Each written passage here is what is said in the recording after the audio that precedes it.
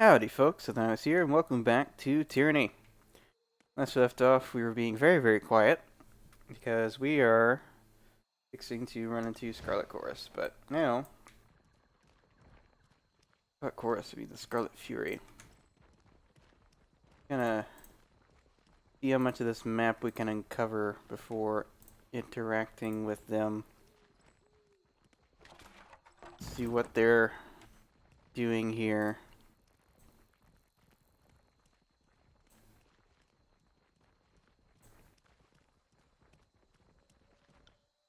Some Scarlet Fury. Like lots of them. Kalia.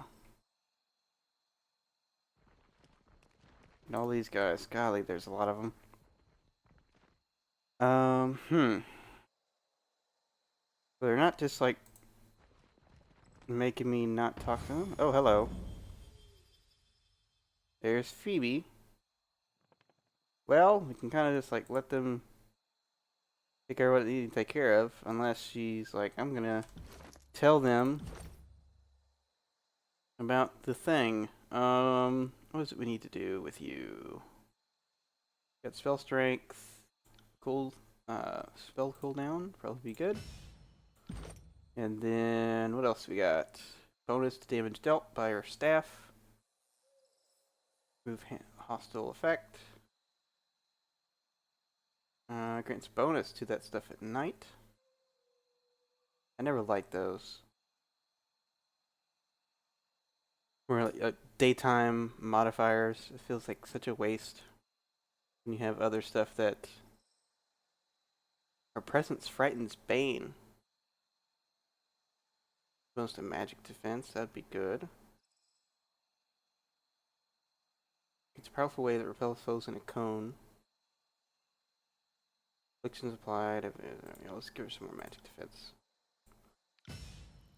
Try and help that. We'll get the bonus armor and maybe the Call of Reckoning and stuff. See how that works out for us. But yeah.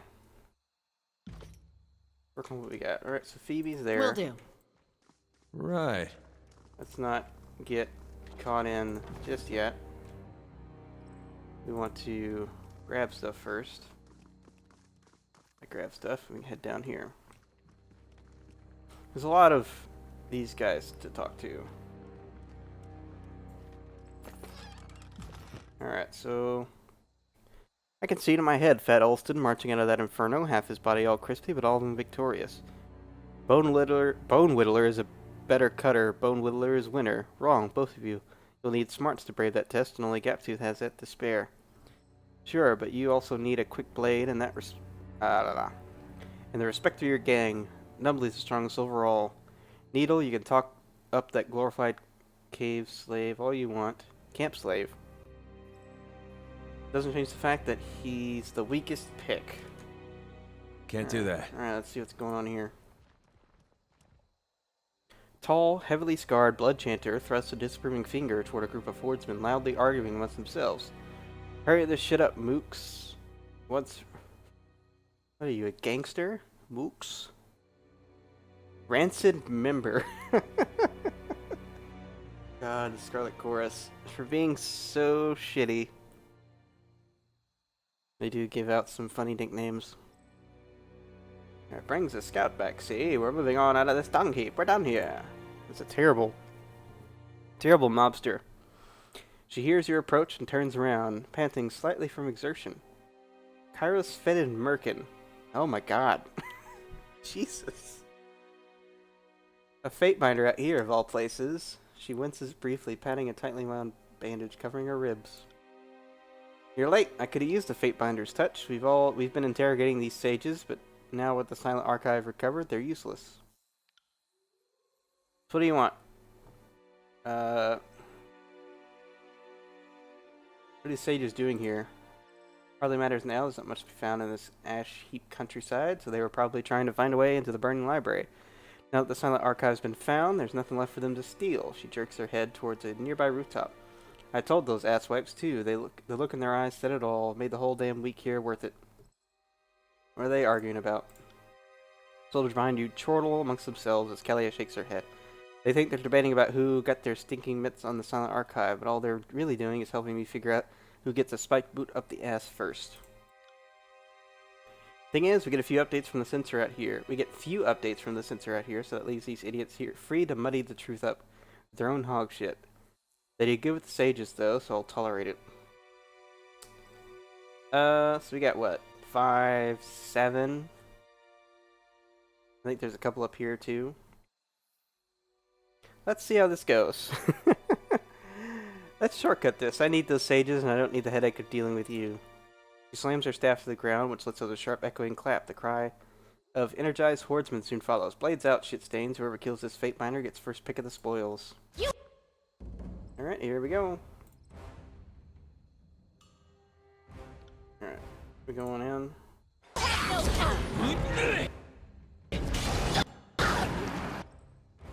Alright. Go ahead and bring out Piggy. Bring out Piggy. Where's Piggy? I don't see Piggy.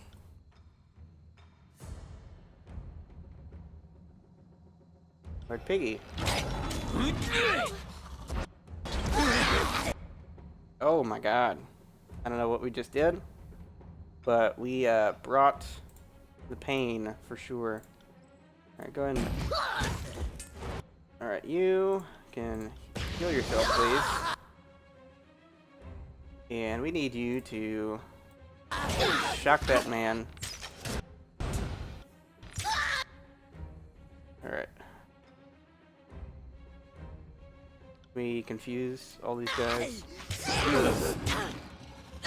Nothing to see here. Alright. Just hold my gun. Alright. We are kicking their butt.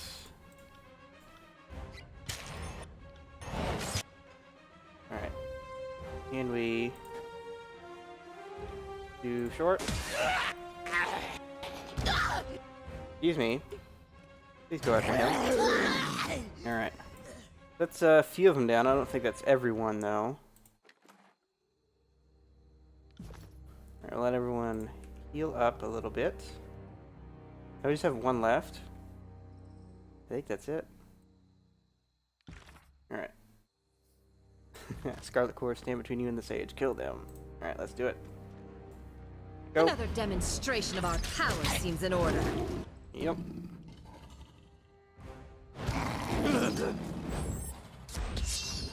You'll have to hit harder than that. Oh my goodness.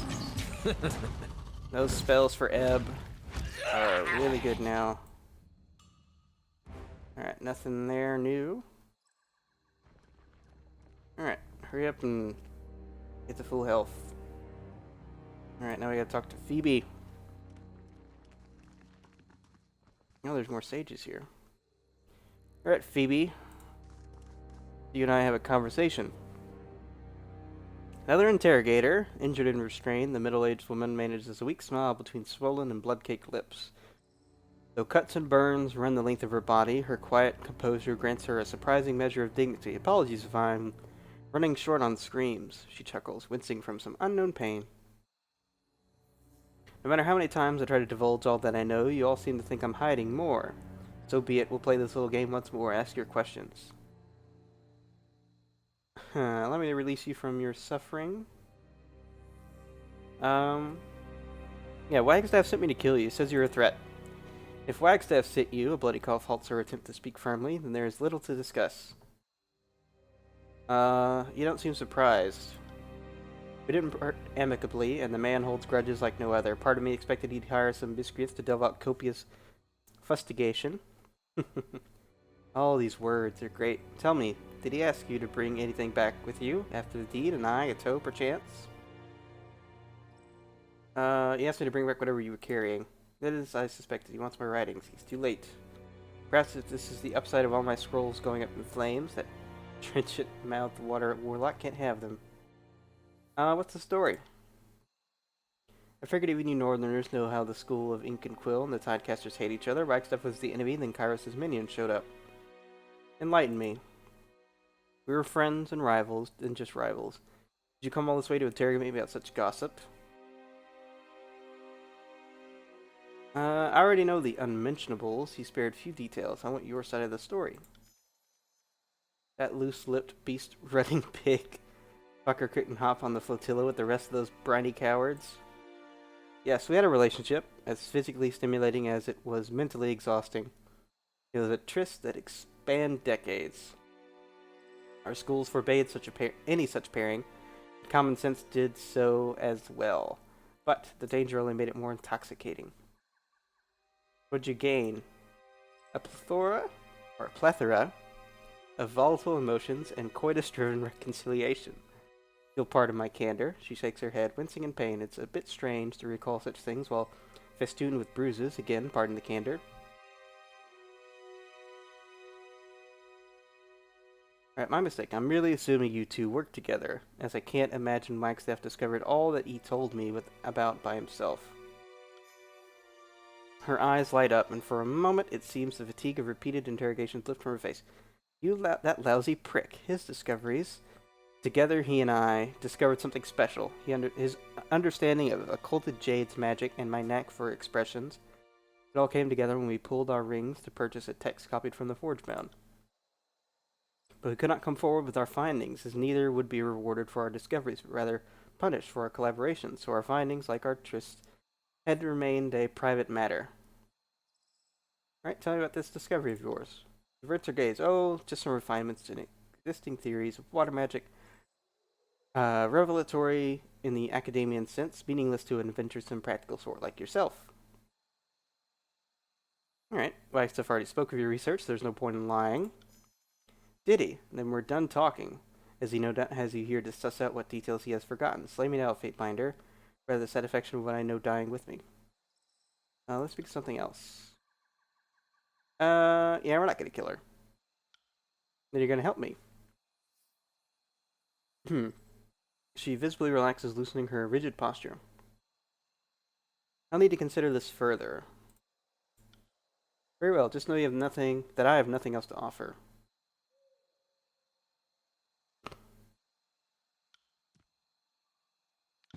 Here, what does that do? Alright. We talk to her again. You again. Yeah. Alright, I decided not to kill you. I didn't say that, just that I won't kill you. Well, you do then. Your possessions might be of value. I'll take them and leave you with your life. Or we can say that you're on your own. You're on your own. Please, her voice cracks as she struggles to raise her voice. Don't leave us here. Is that it? No? You again. Better not to kill you. Possessions would be of value. I'll take them and leave you with your life. No, please, all my research is there. You'll set my work back years. She struggles impotently against the rope tying her hands. I can only watch as you root through her belongings. You gather a few journals, scrolls, and items that may be of value and place them in your pack, paying no heed to Phoebe's cries as you walk away. Okay. So yeah, we didn't kill anybody, and we were able to get away with her life intact. May have to deal with her later. She might get really upset and not be thankful that we spared her life. They come back to bite us later. Alright, so we've done both of those decisions. So I guess it's just time to go back to the Bastard's Wound then. Who do we have in our party? We don't have Lantry, and I want Lantry. Let's go to the Mountain Spire and get Lantry, and we need to go here anyway to pick up some items and sell off some stuff. I'll probably do that later. But lowering yourself along a seamlessly endless rope, precariously anchored in a stone that juts out over a much lower flat, gurgling and slowly moving water. I feel like we've gone through this before. Alright, reach solid ground and determine a reasonable locale to rest.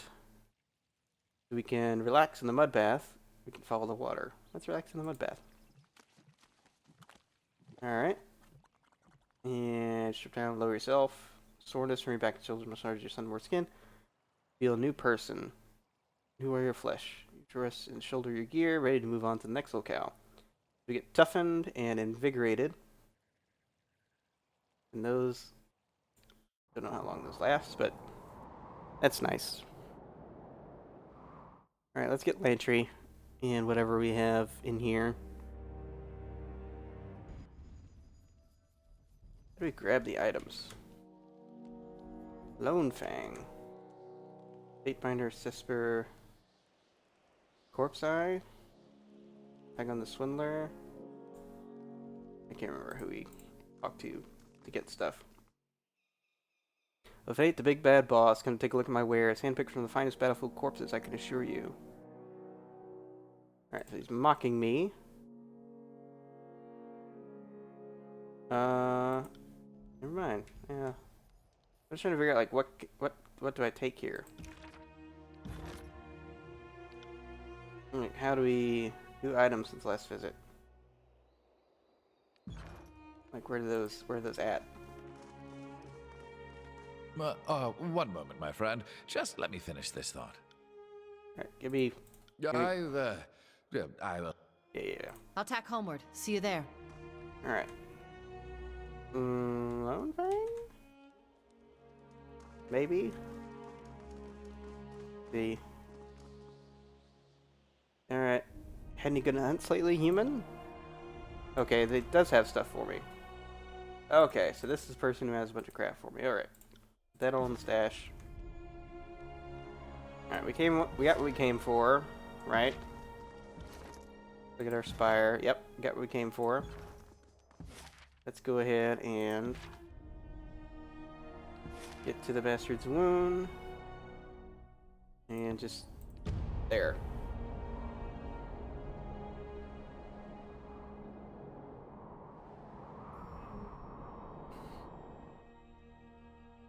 Alright, we were unmolested on the way here.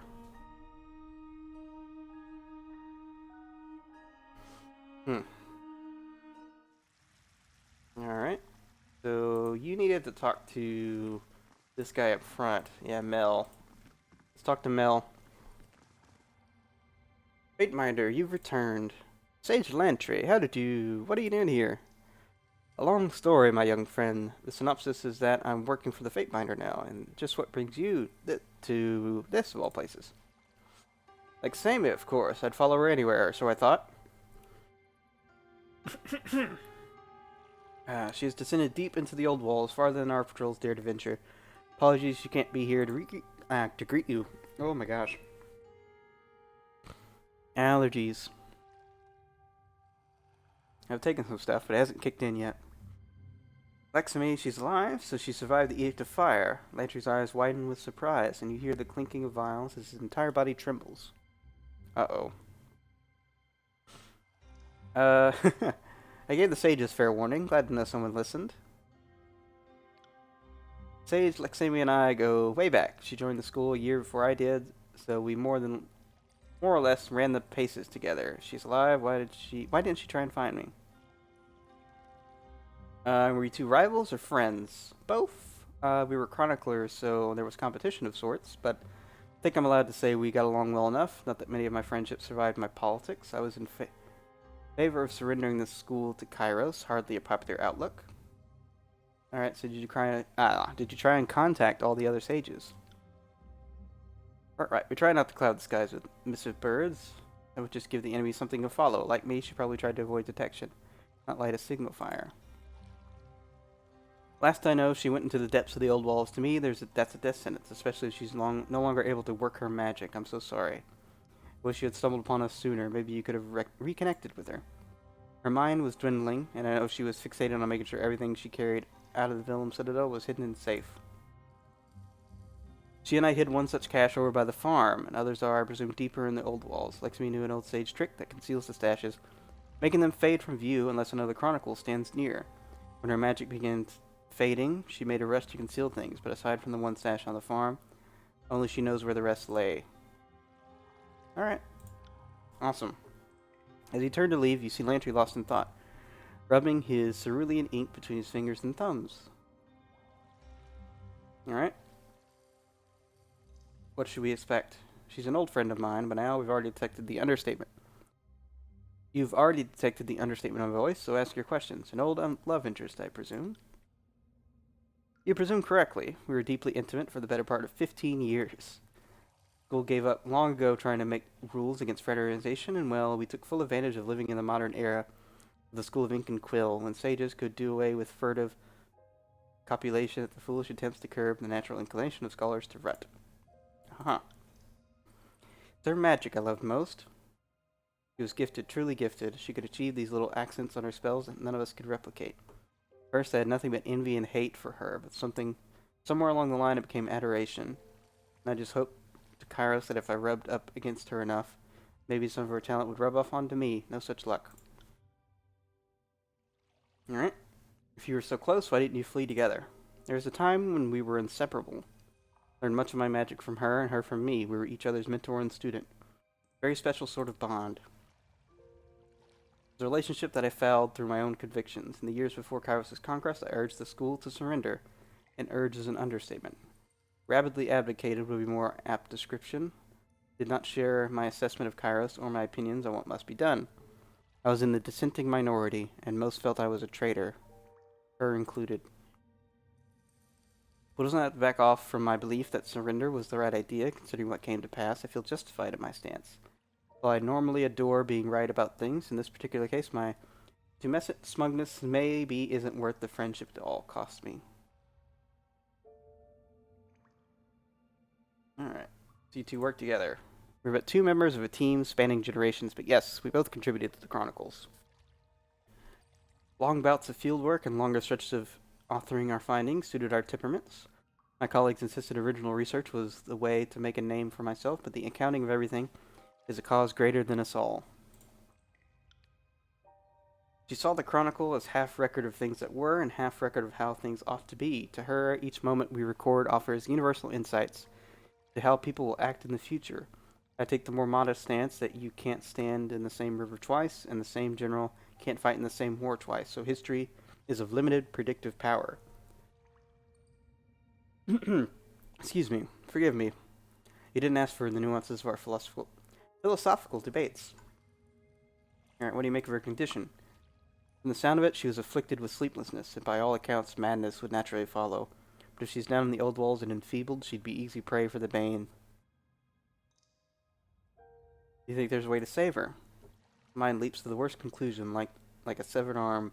Damage is irreversible. Maybe she got out of the old walls, maybe she could be drugged into sleep, or I don't know. Why I keep speculating. Alright, what about these fragments? My heart sings every time I can safeguard a text against destruction. Still, there's something bothering me about these writings. Let's look around a bit more, shall we? Ask me again when I have a few pieces to compare. Alright. We can go to the farm. Let's go to the farm. Alright, we've been all over here before, so let's have a look. Alright, where would it be in the farm? Have a look. You buy the mushrooms?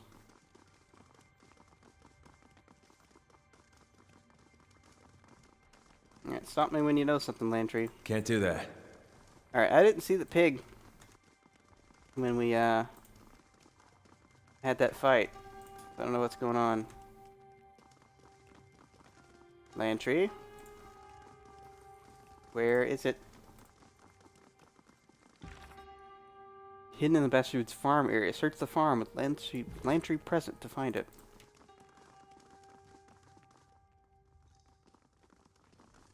You need to be Stepping lightly. like concealed.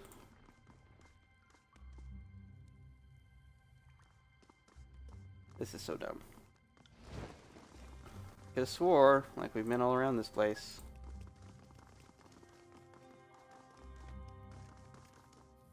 Lantry.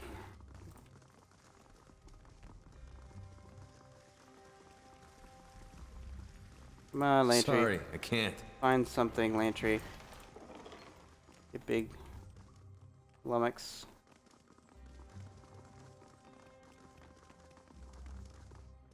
Consider I'm it just gonna done. take Lantry around. Maybe he's not seeing something. I'm afraid not. Sorry, can't do that. Alright. Let's check the pigs. There's something right there. I see it. There it is. Alright, take the chronicle.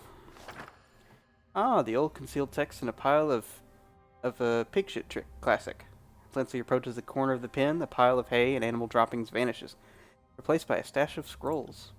Now here's a subject close to my heart, histories of the School of Ink and Quill. Who doesn't love a little auto-chronicle? Roll calls, minutes, graduation announcements, publication dates, oh, and letters. Oh my.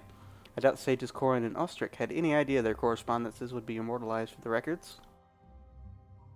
Not the most exciting bit of history, but I can see why Mel and Leximi would want words of colleagues close at hand. Then she thumbs through the tome, chuckling with a nostalgic smile at each turn of the page. Alright. Take it, this brings back memories. Indeed, some of these notes even have my name on them. Ah yes, here's my series on bird anatomy. I did that back in 388. Where have the years gone? No, it's all so worthless in hindsight, but it is a record of our school. Whatever that's worth, I can obsess about these later. Got other things to do, right? Lantry closes the text and looks up at you with a smile. I'm suspicious of everything we find in this place. Take a closer look. So you knew Kairos was coming. How many years in the making of this school tradition of stashing text through the years? And we can pause. I'll look around when you ever read. How can I say no to that order? With a smug grin, the old sage dives into the texts. Several minutes pass as Lintry pores over the pages. Strange, all these names of dead people. Good riddance to some, others our loss. Kairos is lost. Anything seem incorrect? Sage Ulstrich's grammar is appalling, but no, not really. Sorry. No spells or great recipes for grappa. Just lectures, letters, and other sentimental, Beatrice. Or, goodness. I can't pronounce words today. Anyone you know very well. In a way, all of them. The school is never crowded enough to disappear into anonymity, but as a field scholar of sorts, I was as distant as it gets. He shakes his head with a heavy sigh, lifting a quill from near his shoulder as he does. He puts the quill to his hand and scribbles several circles of sepia. Alright, let him keep reading. A relaxed smile sets across his face as Lentry exhales, wiping his sepia-stained hand against his cheek. Oh, this is odd. Find something? There's a passage here that isn't quite correct. See for yourself. The text describes a debate between sages, discussing the riddle of rings. Every village in every realm has its own riddles, but you've heard of the riddle of the rings as a sort of proverb older mages tell younger ones. Most forge-bounds tell intentionally conflicting details of it out to outsiders, so whatever meaning it has is a bit muddled. You've heard soldiers joke that the riddle of the rings is a saying about the oft-talked-about, but probably apocryphal forge-bound stuck with the duty of crafting rings all day. By common jest, the riddle is how many rings does he make each span, and how many of those does he get to keep? Right, and one sage with the familiar name of Lantry is arguing that the riddle of the rings posits that Kairos has already conquered the tiers. For if the sages speak the language of Kairos, Lantry reasons, and use the currency of Kairos, the military conquest is an extraneous formality. Can you explain this? It was 425, and Sage Cavil was giving a lecture series, having recently returned from his expedition to observe the Forge-bound and their ways. At one point, he discussed their teaching methods, so the riddle of rings came up as part of his lecture. At that time, I joked that the real riddle of rings aren't we already conquered?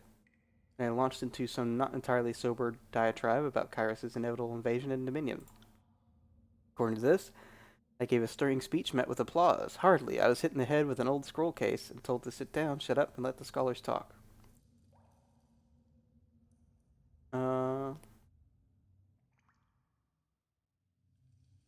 Maybe your interpretation of the riddle is the one worth remembering? Even so, this is not how it happened. It seems worth asking if possibly the chronicle is correct and you are wrong.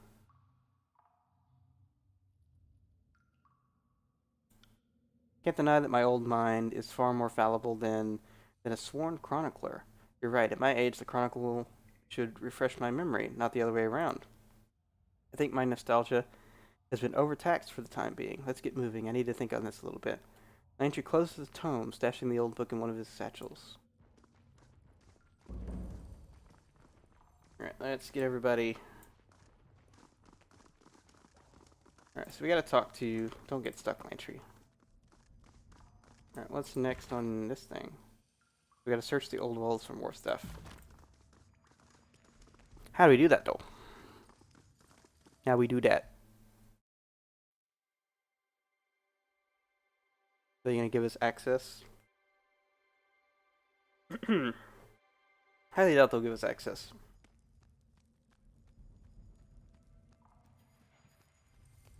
There's like one there and one there. And maybe one there? Like 3 different areas. I don't think Jasper will help us out. Wagstaff definitely will. But we'll have to talk to them next time. So, till next time, this has been Zethios, signing out for now. Bye, folks.